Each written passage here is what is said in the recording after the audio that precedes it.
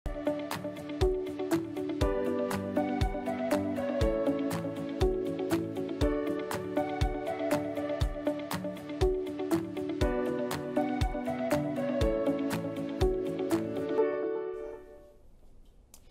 kembali lagi di podcast Aksi Nyata dari Kamu untuk Indonesia. Ketemu lagi barengan sama gue, Sandi Luo. Dan sebelum kita mulai, gue mau ngasih dulu salam khas podcast ini. Salam Aksi Nyata dari Kamu untuk Indonesia. Dan tidak lupa untuk gue selalu mengingatkan ya, kalau podcast Aksi Nyata ini tayang hadir di beberapa platform. Bisa disaksikan di Instagram, Facebook, Twitter, dan juga YouTube dari Partai Perindo di @partaiperindo.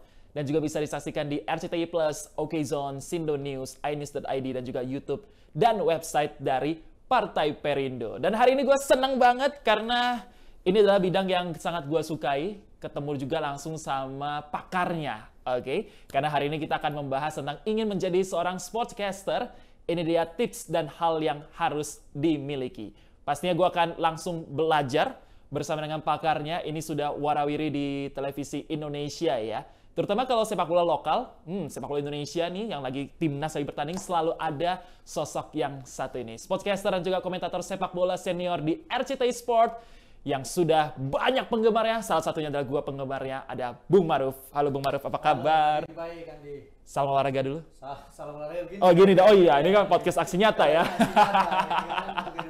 Oke, salam olahraga Bung Maruf. Ya. Terima kasih. Dulu, kan? Pemanasan. Terima kasih sudah mau hadir ke studio podcast Aksi Nyata. Di saat kita lagi taping podcast ini, sebenarnya Indonesia lagi ada di SEA Games. Betul. Di Kamboja ya. Sampai saat ini udah 3 pertandingan. Terakhir lawan Timor Leste menang 3-0. Betul. Prediksi dari Bung Maruf nih. Kita nggak tahu nih tanya kapan. Prediksi aja. Kita sih pengennya juara kan. Semua pengen juara. Tapi kalau dari Bung Maruf sendiri seperti apa? Iya, kalau kita kadang kalau tanya soal Indonesia kadang lebih ke harapan ya. Harapan bisa menjadi juara. Karena bagaimanapun kan kita sudah cukup lama tidak menjadi juara ya. Terakhir 91. Jadi sudah sekian purnama tidak menjadi juara. Jadi harapannya tahun ini bisa menjadi juara. Dan modalnya bagus karena di 3 pertandingan kita mendapatkan hasil yang sempurna. Kita tiga-tiganya menang. Kemudian kita dipastikan menjadi juara grup. Jadi kalau dari sisi ini ya kita selalu berharap lah ya. Semoga timnas Indonesia bisa menjadi juara di tahun ini. Oke, semoga bisa membawa pulang emas ya, yang sudah kita rindukan. Terakhir kali dapat emas saya belum lahir tuh, Bung. Saya sudah lahir, cuma belum ada TV waktu itu. Iya. Oke. Ya. Sebelum kita bahas Bung Maruf yang sekarang emang udah warawiri sebagai sportcaster. Ya. Sebelumnya sibuknya apa berarti, Bung Maruf? Iya, sebelumnya lebih sibuk sebagai jurnalis ya, karena sebenarnya ini juga tidak ada bayangan sama sekali kemudian menjadi sportcaster, kemudian ketemu dengan beberapa sportcaster yang mungkin juga sempat saya lihat di televisi, tapi sebelumnya jurnalis. Saya justru sekolah pun bukan sekolah jurusan jurnalis. Saya sekolah jurusan komputer, kuliah S1-nya komputer, tapi kemudian sejarah mengantarkan saya untuk menjadi jurnalis. Kebetulan ketika menjadi jurnalis pertama di Kota Semarang, langsung ditempatkan untuk di Des Olahraga. Nah, dari Semarang sekitar setahun, kemudian pindah ke Surabaya, juga di Des Olahraga juga. Saya sempat liputan di Persebaya Surabaya, dan itu sempat waktu itu wirawiri karena ketika timnya kemanapun harus ngikutin. Kita harus ikutin. Itu yang membuat memang ada bonded antara kita sebagai jurnalis kemudian dengan timnya. Dan baru di 2005 ke Jakarta, setahun di Koran Sindo, kemudian saya 2006 ada audisi untuk sportcaster atau untuk komentator atau pundit lah ya, untuk di RCTI Sport. Kebetulan saya ikut pundit bersama dengan teman-teman sportcaster dan kemudian audisi, dan alhamdulillah seperti mendapatkan sebuah durian runtuh lah ya. Kemudian saya menjadi salah satu orang yang dipanggil. Di awal ya itu, terus kemudian dipanggil dan sampai sekarang. Tapi sampai sekarang di day to day-nya di sebagai jurnalis, sekarang sebagai jurnalis di sportstar.id. Oke, sportstar.id ya. Bisa dicek juga karena di situ banyak informasi tentang olahraga. Boleh dong, Bung, boleh. Sportstar.id. Saya lupa lagi tagline-nya. Bintang olahraga itu dia. Tapi memang dari awal di tempat ini Des Olahraga udah sukanya sepak bola atau baru belajar akhirnya di sana? Sebenarnya akhirnya baru belajar ya, karena kebetulan saya dulu tidak terlalu concern dengan olahraga, tapi kemudian memang entah ini ada hubungan atau tidak, biasanya karena orang tua saya kebetulan suka olahraga. Jadi ketika orang tua saya nonton olahraga di kampung, dia nonton, kemudian dia justru yang dari situ kemudian justru nggak tahu gimana sejarahnya, tiba-tiba saya memang di olahraga akhirnya, bukan sebagai pemain tapi minimal orang yang mengomentari pemain, orang yang mengomentari pelatih. Ya saya lebih enak lah ya karena Oke. cedera hati kalau Iya. Itu ya akhirnya membawa dari menulis, betul, meliput sampai akhirnya ada di TV, betul, membawakan pertandingan betul. sampai sekarang di Sportstar. Sampai sekarang tetap menjadi pertandingan. Awalnya saya awalnya juga tidak langsung sendiri ya, karena dulu kan memang menjadi sportcaster atau menjadi pundit itu kan sesuatu yang sangat mewah ya zaman itu. Hanya orang-orang yang memang punya kapasitas dan punya kapabilitas. Apalagi waktu itu kan media tidak terlalu banyak. Televisi masih dominan, kita tahu bagaimana RCTI itu memang menjadi barometer untuk tayangan olahraga. Jadi di awal saya juga masih harus didampingi. Kalau sekarang lihatnya mungkin berdua, dulu saya bertiga. Jadi saya istilahnya mungkin sportcaster magang atau komentator magang lah. Jadi itu baru yang senior. Nah dari situ kemudian pelan-pelan mulai dilepas untuk menjadi komentator yang langsung berdua. Masih ingat nggak Bung? Match pertama yang benar-benar dilepas? Match pertama itu karena waktu itu Liga Champion ya, jadi memang lebih ke pertandingan Liga Champion dan saya pertama juga di Liga Champion. Itu pun tidak langsung pertandingan live. Ada Liga Champion, kemudian ada juga di Piala Eropa. Itu pun juga beberapa kali harus pertandingan taping terlebih dahulu. Jadi untuk memastikan bahwa ini memang bisa untuk kemudian dilepas di live. Karena live itu kan begitu ketahuan sekali kan agak repot ya. Jadi misalnya skip sekali itu kan sudah seolah salah dan itu akan menjadi sebuah tren yang tidak terlalu bagus. Baru kemudian setelah taping mulai dianggap bisa, baru kemudian dicemplungkan untuk kemudian pertandingan live. Oke, jadi memang malah di awalnya adalah lebih banyak ke liga luar ya sebenarnya Bung ya. Waktu itu kan kita ke Liga Champion. Liga Champion iya. Waktu itu juga ada Serie A juga. Serie A. Kemudian kebetulan MNC Group RCTI itu kan memegang pertandingan untuk Piala Eropa. Jadi kebetulan langsung juga untuk pertandingan Piala Eropa. Tapi emang itu prosesnya tidak langsung live, tapi memang pertandingan taping terlebih dahulu. Habis itu juga dikasih pertandingan juga tidak langsung big match. Kalau yang big match sudah yang nama-nama besar, yang sudah berlegenda tadi yang seperti kita Alfian sebutkan namanya itu kan juga ya memang dia biasa live. Jadi kita pertandingan tipis-tipis lah, main di sayap-sayap kiri gitu kan. Baru kemudian ketika memang mulai proses dan pelan-pelan mendapatkan kepercayaan, baru beberapa pertandingan besar. Sampai sekarang nih 2023 masih sangat aktif ya. Masih dipercaya tepatnya ya. Tapi kita kan harus tergantung panggilan juga. Kalau ada callingan baru kita datang. Sekarang kan di calling ya kita datang. Jadi lebih ke kita aktif dan alhamdulillah masih dipercaya. Berarti kalau 2006 sampai sekarang berarti sekitar berapa tahun itu? 17 tahun. 17 tahun. Udah sweet 17 nih Bung berarti. Iya. Sampai tadi saya cerita, sampai tadi malam saya ketemu dengan saudaranya istri kakak saya. Terus dia cerita, pertama kenalan sama Arab, saya bilang, oh iya mas, ini yang dulu foto waktu zaman SD, sekarang udah kerja. Salah sama sama berarti sangat tua sekali. Kaget loh. Tapi ya itu apa yang Bung Maruf lakukan juga kan menginspirasi banyak orang juga untuk pengen jadi sportscaster, untuk jadi lebih terlibat dengan pertandingan dan apa yang mereka tonton kan. Dan mungkin itu yang membedakan sportscaster dengan host biasa ya. Tapi kalau dari kacamata Bung Maruf, apa sih yang benar-benar beda banget nih sportscaster dengan host-host lainnya gitu? Sebenarnya kalau di kita ada beberapa istilah ya. Ada pertama namanya host, kemudian ada pundit, kemudian ada komentator, ada play-by-play komentator, kemudian ada color commentary ya. Nah kalau seperti host itu kan seperti yang misalnya ya seperti inilah. Itu kan host gitu. Artinya bahwa mengantarkan. Kemudian menutup. Atau kemudian kalau kita bicara pundit adalah orang yang melakukan analisa terhadap jalannya. Ahli lah ya. Dianggap ahli lah. Itu jurnalis, karena kebetulan jurnalis.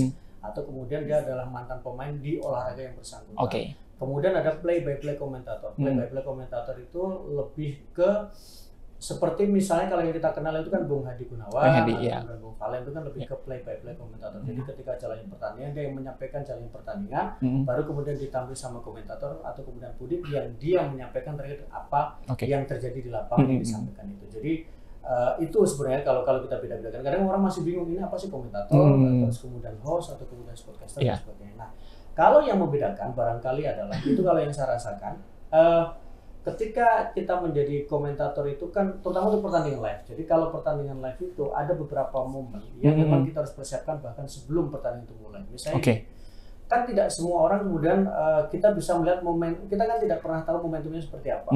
Nah, misalnya ada kejadian handball, apakah itu handball langsung atau tidak langsung, apakah handball itu penalti atau tidak penalti, atau kemudian ketika ada pelanggaran di kotak penalti, apakah itu penalti atau tidak penalti. Sebagai komentator yang dianggap sebagai expert, mau tidak mau kita harus mengambil decision. Apakah ini penalti? Pasti hostnya kena ini penalti nggak, Bung? Kalau kita bilang bahwa ternyata penalti, ternyata nggak penalti, pasti kan ada alasan. Ketika mengatakan law of the game-nya seperti apa, regulasinya seperti apa, gitu. Jangan sampai kemudian kita menyampaikan sesuatu yang tidak ada landasannya. Memang tetap debatable, tapi setidaknya kita sebagai komentator harus memahami bahwa ini kategori pelanggaran yang penalti, ini kategori pelanggaran yang tidak penalti. Atau kemarin ketika pertandingan, salah satu pertandingan di SEA Games, tiba-tiba wasit itu meniup peluit untuk kemudian ada pelanggaran yang berada di kotak penalti.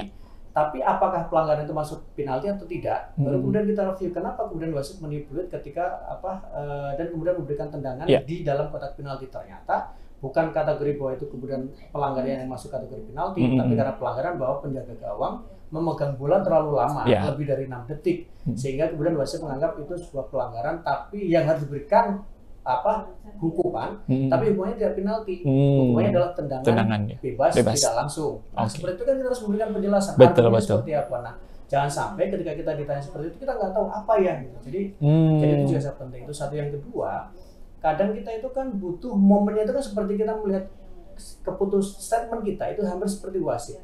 Ketika ada pelanggaran, kita kan tidak sempat untuk membuka law pasal berapa, betul. Mungkin. Tapi kan kita langsung bilang, oke, ini adalah penalti, ini nggak penalti. Kan itu momen yang harus segera kita sampaikan. Karena itu kemudian menjadi referensi. Ketika misalnya wasit mengatakan tidak penalti, terus kita mengatakan itu penalti, pastikan pemirsanya atau kemudian pendengar pasti berpikir ini mana nih yang benar? Yang benar, iya. Karena kan di situ ada perbandingan. Nah, kalau kita tidak tahu itu kan sesuatu yang mungkin akan menjadi perdebatan. Lah, lu komentatornya bla bla bla nggak tahu sama sekali bagaimana peraturannya gitu. Itu yang menurut saya memang menjadi salah satu pembeda antara ketika host dan komentator. Kalau host itu kan kita menyampaikan bridging, gambar, kita close bridging, gambar close. Kalau itu enggak, itu satu. Yang kedua, kita kalau di pengalaman saya tidak pernah ada diskusi.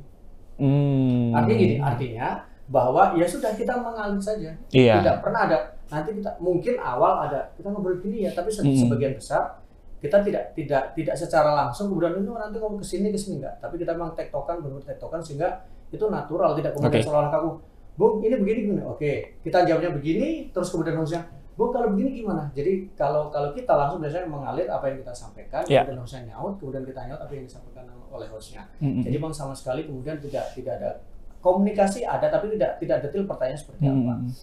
Terus yang ini juga kita tidak diberikan skrip. Jadi kalau sebelum datang ke sini kan masih alhamdulillah kita diberikan skrip lah ya. Kalau di MSI Group kita tidak ada. Tidak dikasih skripnya. Ya udah benar-benar ya udah kita datang dengan apa yang kita miliki.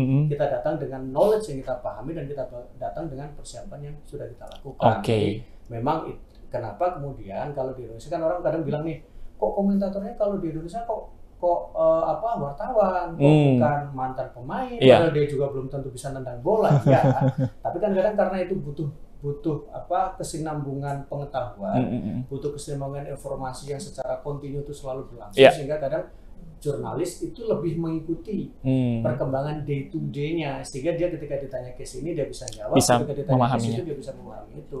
Kalau pemain, kalau mungkin untuk teknis analisis tapi ketika ditanya soal update informasi mungkin tidak semuanya. Ada yang bisa, tapi tidak semua memahami. Bahkan selevel misalnya pemain legend pun ketika dia menjadi komentator pun tidak semua orang kemudian senang, tidak semua. Tapi ada juga yang kok begini, tapi itulah adalah selera. Wow, ternyata ya langsung dibedah sama Bung Maruf, jadi langsung ketahuan bedanya apa. Kalau saya mungkin cocoknya masih host sih kayaknya, Bung. Host ya, kalau host membridging aja dulu. Bisa lah ya. Mas bisa. Bisa audisi nggak apa-apa, kan kadang ada audisi kan. Wah, kode nih. Halo Bung. Kalau begitu kita lebih ke ini nih. Pada akhirnya yang lebih dipentingkan yang mana dulu nih, Bung? Kalau sportscaster itu lebih ke skill public speaking-nya, bumbu-bumbunya, jargon-jargonnya, atau justru harus pemahamannya dulu nih dilengkapin gitu. Kalau untuk host tentu dia harus bisa untuk public speakingnya dan dia memahami case-nya, karena kadang orang bisa public speaking tapi kalau dia tidak memahami background yang dibicarakan pasti kan ngeblank. Betul. Kita mau jadi host apapun kalau kita tidak tahu latar belakangnya dan kita tidak mengetahui update-nya, day-to-day-nya, mungkin kita akan ngeblank. Jadi pertanyaannya hari ini apa, terus nanti kemana, dia akan nggak nyambung. Apalagi kalau kita nyebut pemain A, ternyata dia nggak tahu pemain B-nya. Atau pemain C dia nggak tahu, kan agak susah. Kalau host, jadi host itu harus public speaking jelas. Kemudian yang kedua dia harus memahami apa yang kita bicarakan. Apalagi kalau kemudian dia adalah play by play commentary. Bayangkan main harus dengan ritme yang sangat cepat dan kemudian selain ngomong dengan cepat, terus kemudian dia juga harus bisa memahami teknis secara bagus. Ditambah dia harus bisa menghafal pemain dengan cepat. Bayangin 22 pemain dalam satu lapangan, ritmenya bola kan cepat, kan geser ke sana, geser ke sini, geser ke situ. Begitu kita salah sekali, itu pasti nanti di apalagi media sosial langsung ramai dong. Pemain apa disebutnya pemain B. Padahal kita kan melihat dari jarak jauh. Kadang itu juga dibutuhkan kemampuan untuk menganalisa dan menghafal nama pemain dengan cepat. Ditambah lagi ya tentulah kita minimal kalaupun tidak paham secara detail teknis soal taktik sebuah pertandingan, minimal kita memahami basic terkait dengan taktik pertandingan. Jadi semuanya dibutuhkan. Jadi karena kita tidak hanya sekedar menyampaikan, tapi kita menghantarkan supaya pemirsa juga tahu apa yang terjadi di dalam lapangan. Jadi tetap itu dibutuhkan. Dan public speaking penting, knowledge penting, dan itu juga dua-duanya menjadi sangat penting. Jargon penting atau tidak? Di era zaman dulu mungkin jargon itu mungkin bisa dikatakan tidak terlalu menjadi salah satu prioritas zaman dulu. Tapi dulu kita pasti ingat, mungkin nggak tahu zaman sekarang generasi milenial tahu nggak ya. Tapi minimal dulu ada misalnya Sambas almarhum, dia bilang saudara-saudara sebangsa dan setanah air. Itu seperti sebuah identitas. Betul. Jadi kalau orang sudah ngomong saudara-saudara, kita sudah tahu. Kita sudah tahu ini adalah gitu. Misalnya itu adalah almarhum gitu misalnya. Nah sekarang kenapa kemudian jargon menjadi begitu penting, mulai dari ahai, alhamdulillah, jebret, jeger, kenapa ada itu adalah bagian dari dunia televisi yang kemudian melihat bahwa tidak semua orang itu ketika nonton pertandingan bola, mereka itu nonton di depan televisi. Jadi ketika mereka menonton, misalnya sambil bikin mie lah gitu ya, atau bikin kopi, tiba-tiba ada ahai, ada apa nih, ada ahai, dia langsung lari ke televisi. Itu adalah untuk bagian dari cara untuk menarik penonton di televisi. Kalau dulu kan misalnya bola kan kalau di radio ya. Dulu kan ya kesana kemari, ya udah gitu aja kan. Tapi sekarang kan dibutuhkan ada sebuah icon, sebuah identitas, tapi juga untuk menarik penonton supaya kembali ke layar televisi, sehingga itu sekarang menjadi seperti sebuah kebutuhan mulai dari ahai dan sebagainya yang sering kita dengar ya. Wah, menarik banget ya sih. Jadi itu pengetahuannya harus ada dulu, sehingga disampaikan nggak sembarangan gitu ya. Karena pasti kelihatan ya Bung ya, kalau dia nggak paham, dia cuma nyampain doang. Ya itu scripted jatuhnya, terutama untuk host ya. Apalagi sekarang orang itu kan pinter-pinter ya. Penonton televisi, terutama penonton sepak bola itu kan mereka sangat paham dengan beberapa hal. Misalnya kita menyiarkan pertandingan timnas Indonesia. Ketika kita salah satu nama, pasti akan ramai. Karena bisa jadi ada penonton yang tahu betul siapa dia. Apalagi misalnya pertandingan luar negeri juga. Kita salah menyebut nama pemain Milan misalnya. Pendukungnya Milan pasti akan ngamuk gitu kan. Jadi itu juga menjadi sangat penting. Kenapa penonton itu sangat penting? Misalnya kita harusnya nyebutnya misalnya Maldini gitu. Ternyata kita nyebutnya Maldono misalnya. Kan pasti akan ada ini gimana sih komentator kok gak sama sekali. Karena sekarang kita bisa mengakses informasi dengan gampang sekali. Kalau zaman dulu seolah tua banget ya. Kalau sebelum era media sosial itu ramai, kita agak tenang karena kita kan bisa masuk lebih cepat ya. Zaman internet belum secepat sekarang. Komentator punya waktu untuk melihat data dan statistik dengan lebih cepat ya. Nah, artinya bahwa ketika yang lain belum terlalu populer internet, kita minimal ada knowledge yang kita sampaikan dulu. Sekarang sebelum pertandingan selesai itu data sudah nongol. Itu juga menjadi tantangan buat kita juga. Jadi ketika jadi artinya apa yang kita sampaikan pun akan sama dengan yang dibaca orang di media sosial yang sama, karena bisa jadi source kita sama. Nah, tinggal bagaimana komentator kemudian memberikan insight yang berbeda. Gitu kan? Jadi itu juga menjadi satu tantangan tersendiri. Jadi penonton kita sekarang bola itu sangat kritis, bahkan beberapa, apalagi sekarang kan ada tren misalnya mereka sebagian besar mungkin sudah punya lisensi, apalagi kita komentarin pelatih dengan lisensi yang sangat sudah profesional. Bayangin ketika kita salah sedikit memberikan kesalahan, pasti juga akan ramai. Akan diserang ya. Itu tantangan juga di era sekarang juga. Wah menarik, asli menarik banget. Nah sekarang kita jadi punya gambaran nih Bung Maruf terkait dengan sportscaster ini. perannya sepenting apa di zaman ini? Karena kan pada akhirnya sportcaster ini bukan hanya berperan di TV doang nih, punya sosial media sendiri, bisa berkomentar dan bisa membangun opini terhadap sepak bola negeri itu gitu. Sejauh ini seperti apa pandangan Bung Maruf? Ya, itu menjadi salah satu ini ya. Karena kalau untuk di televisi kita tahu bagaimana pertama ada keterbatasan waktu ya. Dan kemudian kita pasti ada namanya etik.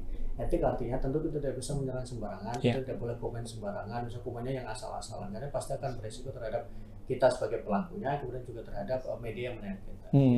Nah, sekarang dengan zaman era media sosial ini, menurut saya juga menjadi sebuah kesempatan yang luas. Untuk masuk ke televisi jelas butuh waktu yang sangat panjang, tapi kalau kemudian masuk ke dunia sosial akan lebih mudah dan akan lebih ringkas. Yang paling penting adalah kita yakin bahwa kita memang punya knowledge soal itu dan kita ingin membagikan knowledge itu kepada orang yang nanti menonton apa yang kita sampaikan di tayangan yang kita punya. Nah, kontribusinya adalah sejauh mana niatan kita untuk kemudian membuat atau kemudian kita yang menjadi komentator itu apakah memang niatnya untuk dalam tanda kutip hanya sekedar mengkritik atau kemudian memberikan solusi.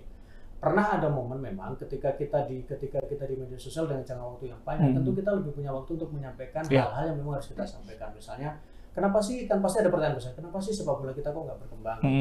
Kalau kita di televisi mainstream, waktu kita kan nggak banyak. Betul. Tapi ketika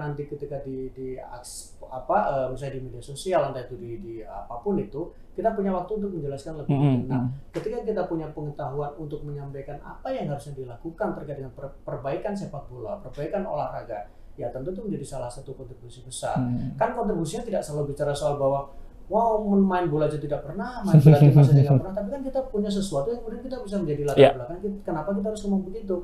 Kenapa ketika misalnya kita mengatakan Inggris bisa maju, kita nggak maju? Kan kita punya basic dari sisi literasinya, dari sisi bahwa kita punya sesuatu yang kemudian Inggris melakukan ini loh, apa kita sudah melakukan? Nah, itu bisa kita sampaikan juga. Tidak selalu ketika perbaikan itu harus selalu terjun langsung di dalamnya, tapi kita bisa menjadi wasit, kita kemudian bisa menjadi orang yang selalu mengingatkan bahwa perlunya perbaikan, perlunya pengembangan, perlunya perbaikan infrastruktur, perlunya perbaikan akademi, perlunya perbaikan ini dan itu, kan itu bisa kita lakukan karena kita punya waktu untuk melakukan itu. Pelakunya tinggal mereka melakukan apa yang hal lain belum dilakukan untuk kemudian bisa dilakukan untuk perbaikan sepak bola. Oke, wah menarik ya. Jadi nggak sebatas in game atau dalam studio aja. Tapi memang bisa banyak hal dan kadang jadi acuan juga apa yang disampaikan sportscaster karena mereka punya data dan pengetahuannya gitu. Betul. Karena kan kadang gini, butuh kadang pembanding ya. Kalau koreksi itu hanya dari internal kan mungkin akan sulit. Tapi kalau ketika koreksi itu dari eksternal pasti akan menjadi pertimbangan. Misalnya begini, ada case wasit yang taruhlah memimpinnya kurang bagus.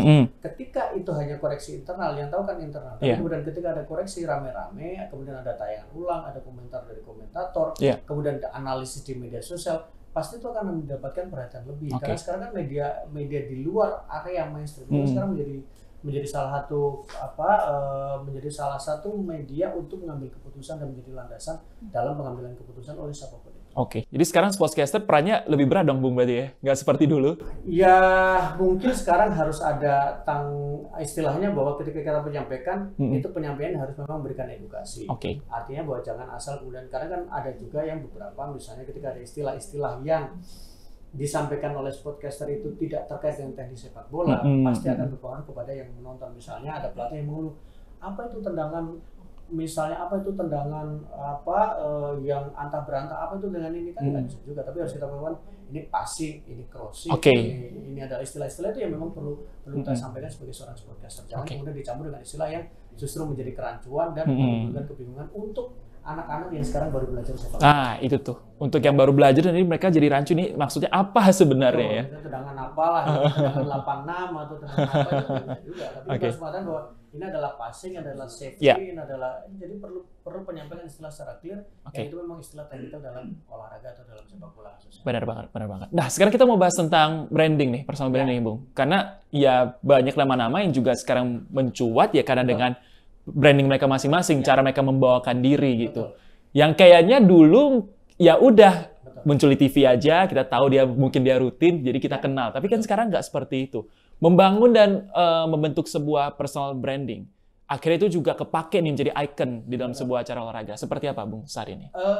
Pertama tentu dengan sekarang media sosial ya. Media sosial sekarang membuat orang ketika ingin menjadi pusat perhatian tidak perlu harus lewat media-media mainstream, kemudian media-media yang selama ini kita kenal seperti media cetak, media online, atau kemudian lewat media televisi. Jadi sekarang orang bisa membranding dirinya sendiri dengan identitasnya sendiri. Dan kita tahu bagaimana ketika jargon-jargon besar itu juga tidak lepas dari branding di media sosial juga. Nah, bagaimana untuk sportscaster? Memang ada yang mengatakan bahwa ini tuh kan seperti lahannya besar, tapi kemudian pemainnya juga besar. Hampir semua orang sekarang bisa menjadi analisator, tergantung bagaimana kualitasnya masing-masing.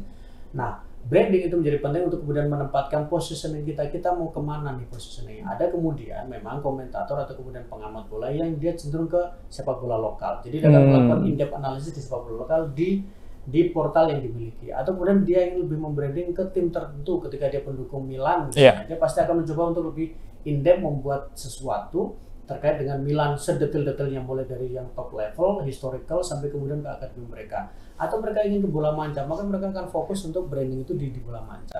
Tapi ada juga memang branding dia dengan melakukan istilahnya adalah sesuatu yang kemudian kontroversial. Itu juga bisa menjadi bagian dari branding. Kita tahu media sosial sekarang itu kan tidak selalu hal-hal yang positif yang kemudian di-expose. Tapi justru dengan hal-hal yang kontroversial yang kemudian membuat branding dia dikenal, diperbincangkan orang, kemudian lama-lama orang jadi penasaran kenapa orang ngomonginnya. Secara tidak langsung orang akan mengikuti dia dan akan membuat orang aware dengan nama dia. Apakah itu kemudian berpengaruh positif atau tidak belakangan, yang paling penting secara sosial dia namanya naik. Nah, ini menurut saya juga sekarang baru beberapa kali terjadi dengan menciptakan kontroversi, dengan membuat kutipan dia dikutip oleh banyak orang, tidak salah. Tapi kadang itu juga bagian dari cara untuk melakukan branding. Jadi tergantung bagaimana branding itu mau dilakukan. Kalau mau yang adem ayem ya bisa, mau provokatif ya bisa, mau konfrontatif juga bisa. Jadi tergantung orang-orang masing-masing dari orang. Tapi ada juga yang memutuskan, ya sudah saya begini ya begini. Saya tidak mau kemudian menjadi orang yang berbeda dan kemudian membuat image-nya menjadi berbeda. Kan kita lihat sekarang beberapa podcaster atau apapun kan dia misalnya ada yang memang dia di TV punya jargon tapi dia mungkin tidak punya akun media sosial yang kemudian mempromosikan apa yang jargonnya dia. Tapi ada yang punya jargon kemudian dia juga membuat akun YouTube kemudian itu mempromosikan apa yang selama ini dia lakukan. Jadi sangat penting memang branding itu, tergantung kita mau positioning yang mana. Ketika kita nyaman menjadi diri sendiri, ya tidak apa-apa dengan resiko yang seperti itu. Atau kita ingin membuat branding kita menjadi berbeda supaya kita lebih didengar dan kita lebih dilihat, ya tidak apa-apa juga. Tergantung kita mau ke arah mana larinya. Oke, tapi pada akhirnya yang akan menentukan adalah ya sebenarnya paham nggak sih dengan apa yang dia lagi bicarakan kan? Betul. Jangan sampai cuman kontroversi aja atau bikin branding ternyata ya nggak paham-paham banget ternyata. Pasti nggak lama jatuhnya. Ketika hanya menciptakan kontroversi sekali, kan orang kan mengikuti. Tapi setelah itu saat dia mulai bikin konten-konten yang lain dan kemudian kontennya tidak berisi, lama-lama ya orang akan tinggalkan juga ya. Tapi ketika dia selalu continue bisa memaintenance itu dan memang apa yang disampaikan punya landasan, ya pasti orang akan selalu mengikuti dia dan akan menjadikan dia sebagai referensi. Nah, mungkin yang sekarang pengen saya tanyakan adalah yang sedang menonton kita saat ini, ada yang mungkin banyak juga yang pengen jadi seorang sportscaster. Langkah-langkahnya seperti apa yang harus dipersiapkan, terutama mungkin yang muda-muda generasi sekarang gitu. Kalau ingin menjadi sportscaster ya, pertama tentu adalah public speaking, jelas lah ya. Public speaking itu menjadi penting, karena itu kemampuan itu mengkomunikasikan apa yang ingin disampaikan menjadi penting. Yang kedua jelas tentang pengetahuan. Pengetahuan itu ada dua, memang ada pengetahuan yang bersifat teknikal, artinya bahwa dia punya landasan, misalnya dia mantan pelatih, dia pelatih, dia pemain, atau kemudian dia siapapun, tapi dia punya landasan teknikal bisa, atau kemudian dia punya landasan literasi. Landasan literasi adalah bagaimana ketika dia bisa menyerap informasinya, dia rutin membaca informasi olahraga, dia detail mengulik terkait dengan informasi olahraga, dia detail mengulik soal informasi statistik, dia detail mengulik data, mengolah data dan sebagainya. Itu juga menjadi sangat penting. Jadi karena ini adalah kombinasi antara tactical, analisis data dan juga public speaking. Jadi kalau memang ada orang yang atau kemudian generasi sekarang ingin menekuni itu, maka penting public speaking. Kedua adalah kemampuan analitik, dan ketiga adalah harus ditopang dengan kemampuan teknikal juga kalau memang ada. Nah sekarang tinggal bagaimana cara penyampaian dia atau kemudian medianya mau seperti apa. Ketika media televisi tentu ada peraturan terkait dengan bagaimana di televisi. Tapi ketika media sosial dia mau main di arah mana.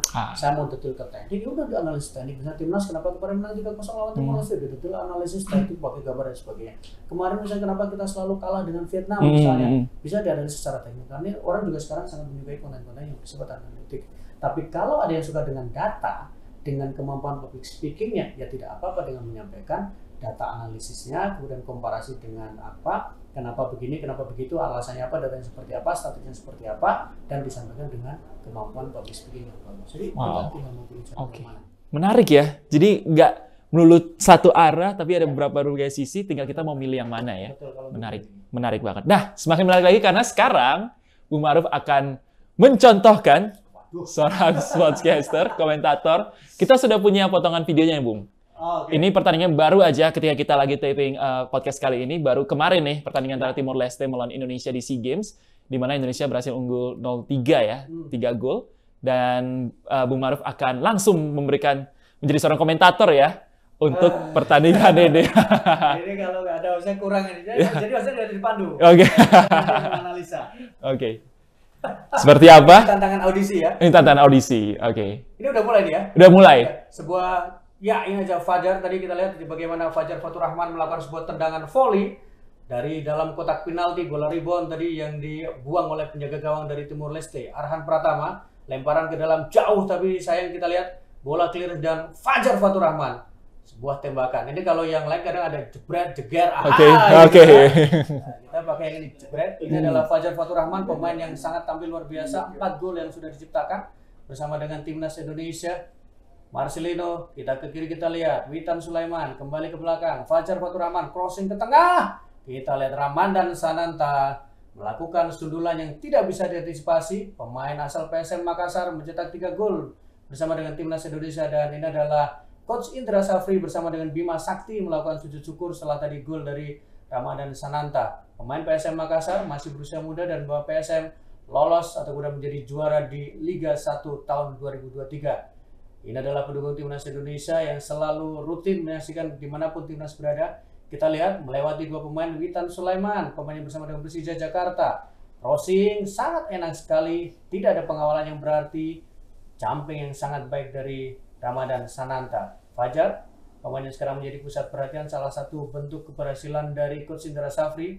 Mantan pemain belakang, tapi kemudian dia disulap untuk menjadi winger dan ternyata sangat bermain dengan baik sepanjang timnas Indonesia di SEA Games tahun 2023. Sujud syukur yang memang menjadi selebrasi dari timnas Indonesia. Gokil.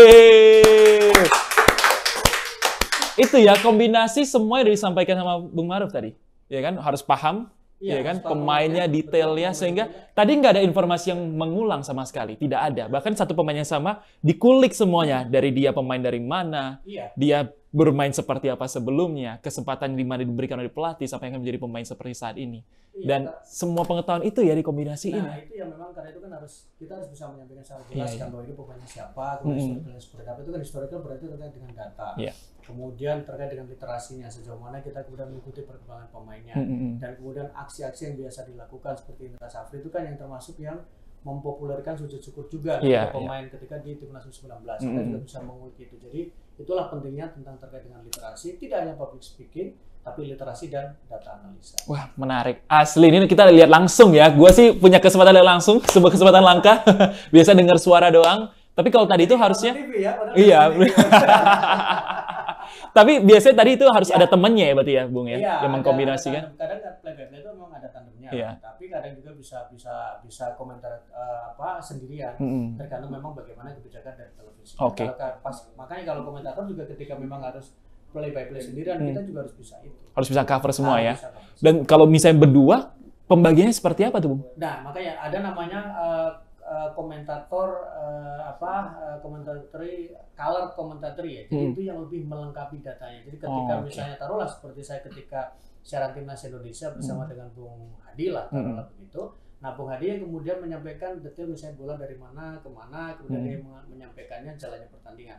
Nah, saya adalah komentator yang bagian untuk menganalisis kenapa gol itu tercipta, bagaimana kemudian proses golnya, dan kemudian ditambah dengan data-data yang kita miliki. Jadi ketika misalnya dari Fajar, misalnya dia mencetak gol, itu adalah gol yang keempat, gol yang diciptakan, dia mencetak gol ketika menghadapi misalnya Myanmar, menghadapi Filipina, 2 gol dan sebagainya. Baru kita sampaikan secara detail itu, termasuk analisanya bagaimana prosesnya. Termasuk ketika gagal, tembakannya gagal, kenapa kemudian gagal? Apakah memang karena faktor kipernya yang memang melakukan penyelamatannya bagus, atau backnya yang memang bisa menutup dengan baik, atau memang decision dari pemainnya yang harusnya tidak di shooting tapi di syuting, atau kemudian harusnya dipasing tapi ternyata dia memutuskan untuk syuting, itu kan juga bagian dari kita sebagai komentator. Jadi pembagiannya lebih pada ketika bolanya berhenti maka kita yang mengisi itu sebagai komentator. Tapi ketika jalannya pertandingan itu adalah play by commentary yang melakukan. Wow, menarik banget ya. Luar biasa. Pengen ngobrol lebih lanjut lagi, tapi karena memang waktu juga yang akan memisahkan. Jadi terima kasih Bung Ma'ruf sudah mau hadir untuk bisa bicara banyak tentang Sportscaster ini. Semoga juga menginspirasi banyak generasi muda. Amin. Untuk bisa nantinya terinspirasi dan pengen seperti Bung Ma'ruf ya, untuk bisa mengerjakan hal yang sama, bahkan beyond that, lebih luar biasa lagi. Dan pastinya semangat dari Bung Ma'ruf ini sesuai dengan semangat dari Partai Perindo dong, yang selalu pengen memberikan yang terbaik, yang produktif, solutif, modern, bersih, berintegritas, peduli, dan turun tangan untuk Indonesia sejahtera. Dan untuk mendaftar sebagai anggota Partai Perindo, kamu bisa mengunjungi website www.partaiperindo.com atau langsung klik aja link yang ada di bawah ini. Jangan lupa juga download aplikasi Partai Perindo di App Store dan juga Play Store, dan juga scan barcode yang ada di bawah sini. Sekali lagi terima kasih Bung Ma'ruf. Sehat-sehat, sukses selalu, dan pastinya kita akan mendengar lagi ya suara dan penampilan Bung Ma'ruf di layar kaca. Dan terima kasih juga untuk Partai Perindo yang selalu bergerak dengan aksi nyata. Semoga Partai Perindo semakin sukses dan maju terus untuk Indonesia sejahtera. Salam aksi nyata dari kamu untuk Indonesia. Sampai jumpa lagi di episode berikutnya. Dah. Marilah seluruh rakyat Indonesia, arahkan pandanganmu ke depan.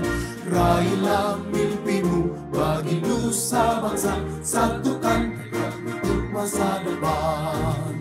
Pantang menyerah, itulah pedomanmu. Hentaskan kemiskinan cita-citamu, rintangan tak menggentarkan dirimu. Indonesia maju, sejahtera tujuanmu, nyalakan api semangat perjuangan. Dengungkan gema, nyatakan persatuan. Oleh Perindo, jayalah Indonesia.